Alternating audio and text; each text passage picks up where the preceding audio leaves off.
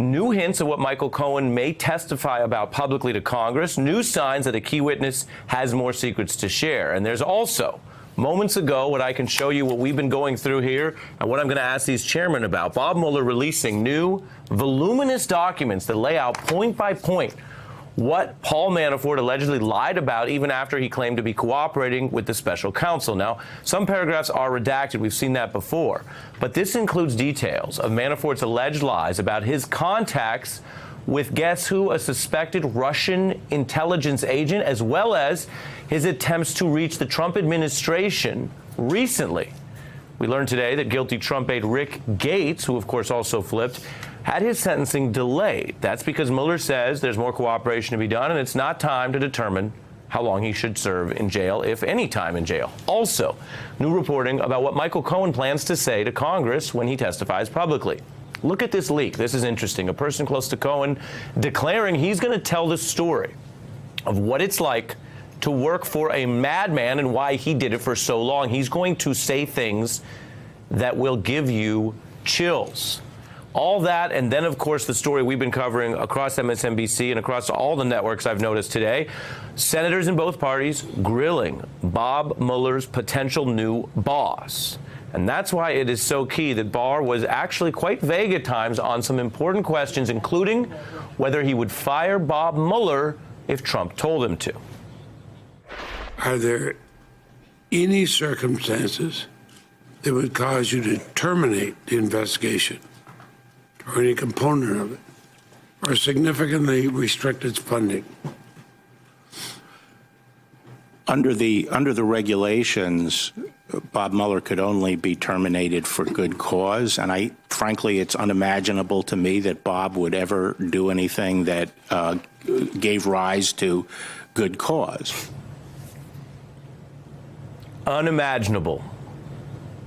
Lawyers aren't known to be all that imaginative, though, and that was not a yes or a no. Barr also took a similar tack on another crucial issue we've been tracking. This is a question that was, we know from covering this today, suggested to the very top Democrat on the Senate Judiciary Committee by one of my next guests, Chairman and Congressman Jerrold Nadler. He runs now, as I mentioned, the House Judiciary Committee. I have two questions from the chairman of the House Judiciary Committee. Will you commit to making any report Mueller produces at the conclusion of his investigation available to Congress and to the public? As I said in my statement, I am going to make as much information available as I can, consistent with the rules and regulations that are part of the special counsel regulations. Congressman Jerrold Nadler, chair of the House Judiciary Committee, thanks for being here on this day. Thank you. You put those questions in. They were big at the top of the hearing. What did you think of the answers? Well, I thought the answer was not terribly revealing. I mean, he said he would make them public to the extent possible under the regulations. The regulations really don't say much about it. So I think it's important that he do the right thing. He comes in under a tremendous cloud, or Barr will come in under a tremendous cloud because of that memo he wrote applying for the job, which expresses great doubt as to the legitimacy or of a large part of the Mueller investigation. And we certainly hope that he will do what hasn't been done previously: stand up to protect Mueller, stand up to protect the investigation, stand up to the president when he tries to intimidate witnesses, when he tries to intimidate the investigation. We hope he will do this, but I don't see any reason really to expect it, and we hope he'll make the report public, because the American people need to see that report to know what's going on and to see whether to know what's going on and to see to what extent the president has been compromised or not compromised, and all the questions that we have. And it's important, and the committee needs to see that report to continue our work. I mean, Mr. Chairman, he could have said, if Bob Mueller views the investigation as one that should result in a public report, I will make it public. He didn't say that. Do you view this as him laying the groundwork to keep things secret, or just trying to keep his options open? I don't really know. I certainly hope he's just keeping his options open. He could very well be laying the groundwork for keeping it secret. That's what his memo would have suggested. But if he wants to go down in history as depends what he wants his legacy to be. If he wants to go down in history as someone who helped protect the rule of law in this country, he will want to make sure that that report is public. If he wants to go down as someone who helped the degradation of the democratic process in this country, he'll keep the report as private as he can. He was also pressed about these other investigations that touch on Trump world, including in New York, where you are, the federal prosecutors at the Southern District. Let's look at that exchange, Chairman. Will you impose any restrictions on other prosecutors who are also investigating the president? As you're well aware, in the Southern District of New York, the president has been named, in effect, as an unindicted co-conspirator. I have the responsibility to use my judgment and discretion that are inherent in the office of Attorney General to supervise. And I'm not going to go around saying, well, this U.S. attorney or that U.S. attorney I'm going to defer to. Was that a pretty candid admission that he's ready to overrule those prosecutors? It's certainly a candid admission that he's reserving the option to do that, and there's no reason for the Attorney General to overrule the prosecutors. Normally, it would be very unusual, in fact, almost very unusual. The prosecutor makes his decisions. The prosecutors generally have a wide degree of independence from the Attorney General. There's no reason for an Attorney General to intervene, especially in a politically sensitive case like this. So that's a very disheartening answer. It's because even more so with a local prosecutor, the Attorney General is normally less likely to intervene with a local prosecutor than with a special counsel. It's interesting taking your answer and your concern about it. There was also the discussion of his dealings with Donald Trump. This is an unusual president, that's the nicest way you can put it, who's literally under investigation for the way that he has tried to exert his power, demand political loyalty from officers who are sworn to do the opposite, to not do politics, and what we've seen recently, which has become a sad spectacle of sort of public witness tampering on Fox News. But when asked about his dealings with Trump, he tells a story here under oath that he basically told him Mueller's great, and that was the type of interaction they had. Take a look at that exchange. Essentially, the president wanted to know, he said, oh, you know Bob Mueller. How well do you know Bob Mueller? And I told him how well I knew Bob Mueller and how, the Barrs and Muellers were good friends and would be good friends when this is all over and so forth. And he was interested in that, wanted to know, what I thought about, Mueller's integrity and so forth and so on. And I said, Bob is a straight shooter and should be dealt with as such. I'd like to share with you my reaction and get yours. I was sitting on the second floor there in that room watching it. It struck me that that was a very different tone that he says he shared with the president about Mueller than the memo that we know that he shared, which seemed legally to be very skeptical of aspects of the Mueller probe.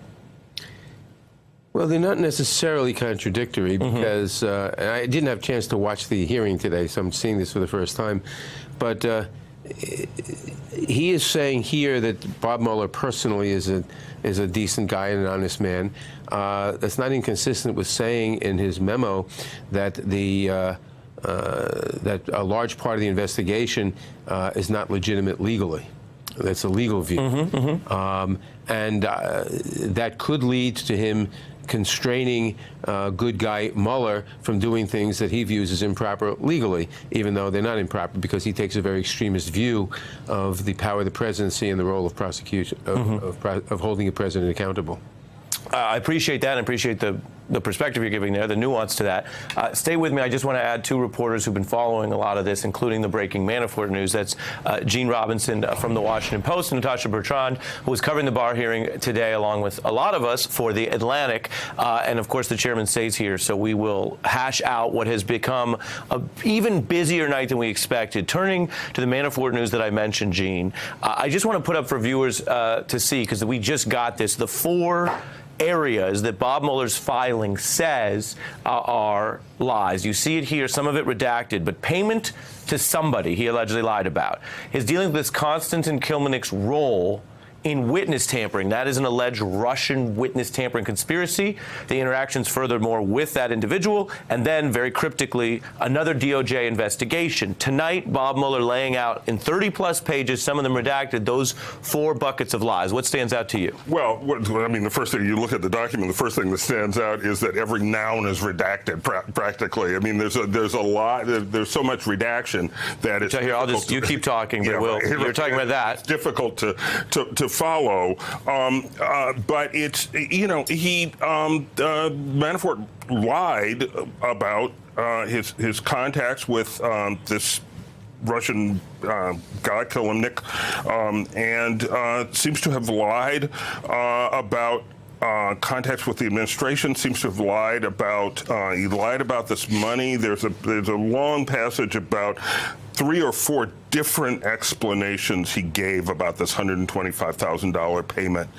Who knows the counterparty? We don't know who the counterparty was, but it's a loan, that it's income, that maybe it's this, maybe it's that. And so it's obviously a voluminous attempt to demonstrate that he's a liar. Mm-hmm.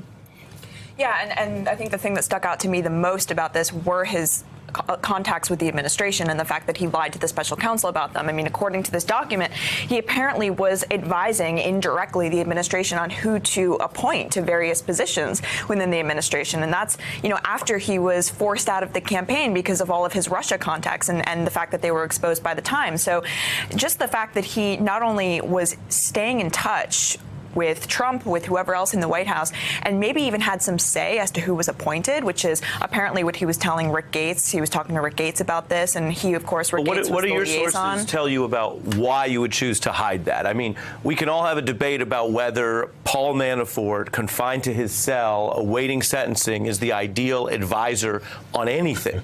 But if he is, why don't you just tell the prosecutors, yeah, I phoned in my ideas. I'm still a citizen, and that's that. Why lie about that?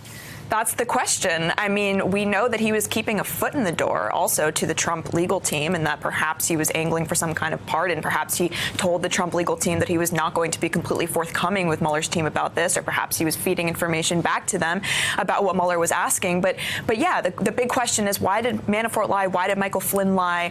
Why were all these people trying to either protect themselves or the president? One other thing that happened today, which is the time frame for Rick Gates' sentencing was extended, basically. That suggests to me that Mueller may have a ways to go, right? Because Gates is cooperating. There's more cooperation he expects to get out of Gates. We don't know if it's regarding Manafort. We don't know if it's regarding something else.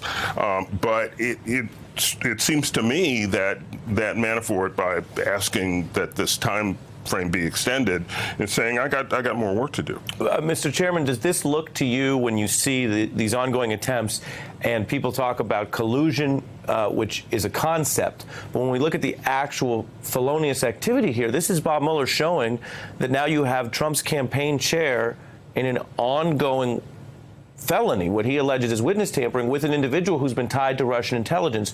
Do you view this as concerning in the context of collusion, or just Paul Manafort's self-dealing and corruption, and we don't know more than that?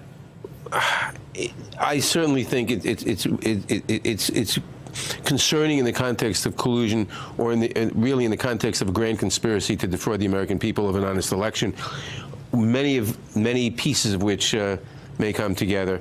And I mean, you look at this whole thing, and you've got 18 or 19 people intimately involved in the campaign, having over 100 contacts with Russians. In a normal campaign, nobody has any contact with a foreign government. I mean, this is, we forgot that. But everybody's talking to the Russians. Everybody's lying about it to the Congress, to the FBI, et cetera. And no one comes clean until they're threatened with prosecution. It certainly seems that there's a conspiracy of some sort going on, and that a lot of people are parties to different facets of this conspiracy. It does suggest a consciousness of guilt that everybody lies about it, right? I mean, it's weird enough to have all these contacts with Russians. Consciousness of guilt and a consciousness that this has to be kept secret. And of course, you know, the president said there was nothing going on. He had nothing to do with Russia.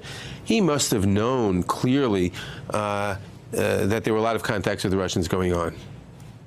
That's very striking. Then you get to the fact that your committee is going to have the acting attorney general, Matt Whitaker, testify. A lot of people said, what changes when you guys are in charge? Well, you just have taken over. But one thing that changes, I have the reporting here, was you went ahead and threatened, quote, to subpoena Whitaker if he didn't agree to appear by the end of the month, and lo and behold, you have a date from him. Why is that so important? February 8th. February 8th. Why is that important? What do you want to get from him under oath? Well, there are a lot of things we want to talk to him about. Number one, his original credentials for the job, in terms of the fact that he had said that had launched attacks on the investigation, on the Mueller investigation, that this wasn't legitimate, et cetera. How he handled that. Secondly, his status in terms of disregarding the recusal experts, the ethics experts in his own in the Department of Justice, and not recusing himself. Third of all, we want to know what has he in fact done anything? Has he told Mueller, you can't do this, you can't do that? Has he instructed Mueller in any way? Has he restricted the investigation in any way? Has he had any communications with the White House about this? Has the White House told him something? Has he told the administration, the White House, what's going on with the Mueller investigation? These are all questions. We also, just with respect to that, we also have questions, obviously, about other things. What about the turnaround by his department suddenly refusing to defend the Affordable Care Act in court? What about the conditions at the border with the administration, with tearing kids apart from their families? All of these questions are with his department, and we want to ask him a lot of questions about all of these things and other things about his general supervision of the Justice Department, which has to be doing justice and not being seen as a legal arm of the White House. I'm running over on time because we have so much tonight, but I would also want to ask you about leaks coming from your Republican colleagues about an investigation of James Comey's former counsel, Mr. Baker, and the idea that he's under investigation for some sort of media contacts. Does that sound legitimate to you? Do you think your colleagues are playing it straight, or are they trying to muck up people who might be witnesses in the Mueller probe? Well, they have not been playing it straight. I mean, these were hearings that were done behind closed doors back in several months ago. We asked immediately that the transcripts, we asked, first of all, that they be in public. Second of all, except certain parts which might have to be done in secret. But second of all, we asked that the transcripts be made public after the FBI had an opportunity to review them, to redact secret information or whatever. That hasn't happened. Instead, they've been leaking information. Isn't this leaking? And I know we live in crazy times. I don't mean to interrupt you, Chairman, but isn't this wild that the Republican members on your committee, who are now in the minority, are complaining about leaks through what you're describing as their leaks of material that hasn't gone through the proper process? Yeah, well, I thought their entire investigation was just set up to undermine the Mueller investigation, to undermine the FBI and the Department of Justice. But those leaks must stop, or let's put it this way, they must stop. They must stop. Chairman Nadler. That material, after proper redaction, should be made public. But right. No, I catch the nuance, and I also catch that you are the chairman with the gavel. You're not going as far as you might yet, but you're at the beginning of your tenure on a big day here for the Mueller probe and the future in the DOJ. Thank you for being here. My special thanks to Gene Robinson and Natasha Bertrand as well. Hey, I'm Ari Melber from MSNBC. You can see more of our videos right here, or better yet, subscribe to our YouTube channel below. You could have been anywhere in the world, but you're here with us, and we appreciate that.